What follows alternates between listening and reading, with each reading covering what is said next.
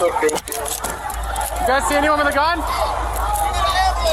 On October 10, 2021, patrons of the 7th Street Truck Park Bar enjoyed a late Saturday night out. This venue is a unique one, with the interior being filled with a variety of food trucks to select from.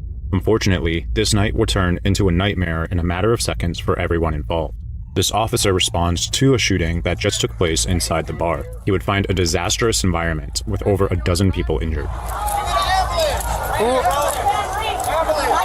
We have multiple victims here. I can't breathe. I've been shot. Is that an ankle? I can't breathe. Just an ankle? No, it's in the back of my foot. I'm really sorry. Stay put. I have to figure out who else has been shot. The officer works to determine the number of victims, start triage, and secure the scene. Thankfully, other bystanders were present to start the first aid process by applying pressure to the wounds of several victims. Is anyone inside shot? I don't know. Everybody came out. Everybody came out. From what I seen, All right.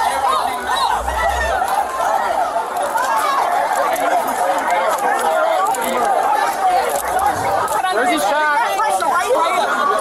Let me see it. Right here. Come on. The police come on. What do you need? He did not do anything. I know. I'm trying to fucking help him. Get out of the way.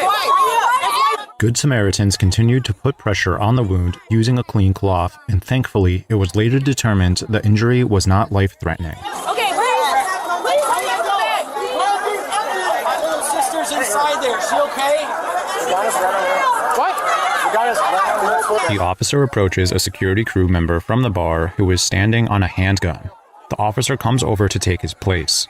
He quickly puts on gloves and examines the gun before proceeding into the bar.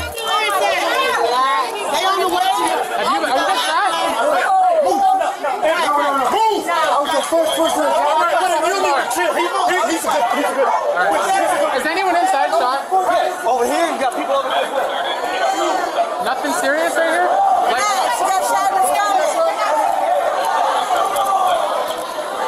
who else is shot in here? Oh my God. If you don't gotta be here, you need to. Let me see this. It's bleeding pretty fucking good. I'm gonna keep pressure on if you don't mind, okay? Yeah. Go ahead and throw that out there. What's going on up here?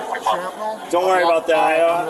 Honestly, it smelled like fireworks. Is what I'm worried about. I don't know what the fuck's going We got a on. lot of people shot. You got a lot of people shot? It ain't fireworks. Okay. Hey, can you walk at all, or are you not able to walk? Even if you limp. I see you got one in your left leg here, but medics, we're gonna get people outside of the scene. Yes, I do.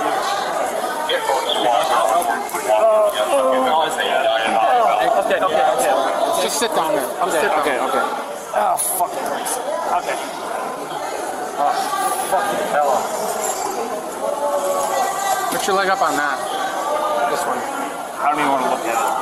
I'm security. I took my shirt off and gave it to her because she was bleeding. Thank you. Stick around. This is all gonna... Numerous actions led to the events that unfolded that night.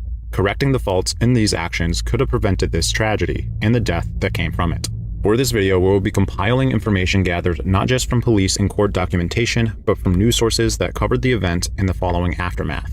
The story starts with some tension between Devondre Phillips and his cousin's boyfriend, Terry Brown, supposedly over some alleged domestic abuse. After that tension, Phillips and Brown continued to have trouble together. Both men have prior felony convictions, and police got involved when guns were drawn from both of them during an argument in one case. In the following days, Phillips would receive threatening messages from Brown's friends. Phillips reportedly had bullets shot at his car during this time. Likely feeling unsafe, Phillips temporarily fled to Las Vegas for several months before returning back to his hometown of St. Paul, where the tragedy in the beginning of this video would unfold.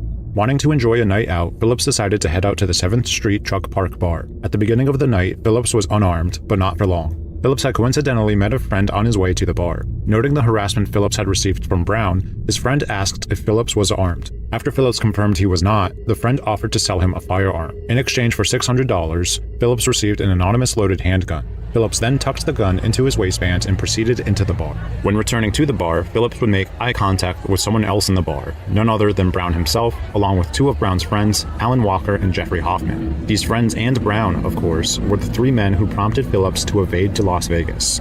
Phillips would eventually make his way to the corner of the bar with his back against the wall. According to the court, Hoffman, Brown's friend, approached Phillips and told him, "Katya, you're dead," to which Phillips would reply, "What's up?" Within 2 seconds after that conversation, Phillips would fire 2 rounds at Hoffman, sending the rest of the bar into a panic.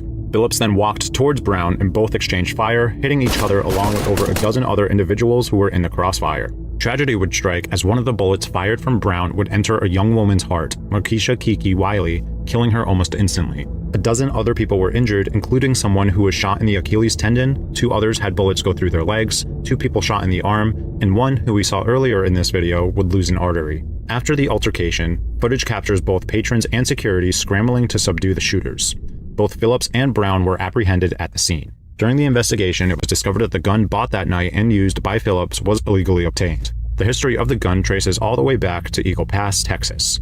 It was purchased by what's called a straw purchaser, or a person who buys guns legally with the intention of selling them to someone illegally, which can be quite lucrative. The seller of the gun often profits hundreds of dollars per gun sold. In this case, Jerome Horton Jr. purchased the weapons from a store called Fleet Farm, a retail store that, among other items, also sells a variety of guns. During the summer and fall before this shooting, Horton bought 33 guns. He would then contact Gabriel Young Duncan to sell those guns to people with criminal histories who otherwise would not be able to purchase a gun on their own. Young Duncan had sold one of those guns to Phillips that night, and it was used in the shooting. The gun that killed Markeisha Kiki Wiley that night, however, was shot by Brown and not Phillips. Of all the injuries incurred that night, Wiley's was the only death. Currently, Minnesota Attorney General Keith Ellison is in the process of suing Fleet Farm. He alleges that they were negligent when selling to Horton, as they failed to identify his suspicious, frequent gun purchases as a red flag, adding that they're aiding and abetting straw purchasers. Gabriel Young Duncan has been sentenced to 40 months in prison, and Jerome Horton has been sentenced to 25 months in prison for their part of selling the gun to Phillips. Devondre Phillips was sentenced to 29 years of state prison for 8 counts of attempted murder. During the impact statement, Beth Wiley, the mother of the woman who was shot and killed in the crossfire from that night, had this to say: "It's clear that night is a joke to Phillips. He has zero remorse and clearly does not care about our daughter being murdered or anyone else injured that night. This is what our family will never be able to forgive." Terry Lorenzo Brown, whose gun killed Beth Wiley's daughter, Kiki, was convicted of murder for her death, along with 5 counts of attempted murder not premeditated. He is awaiting his sentencing, which is scheduled to happen on August 8th, 2023.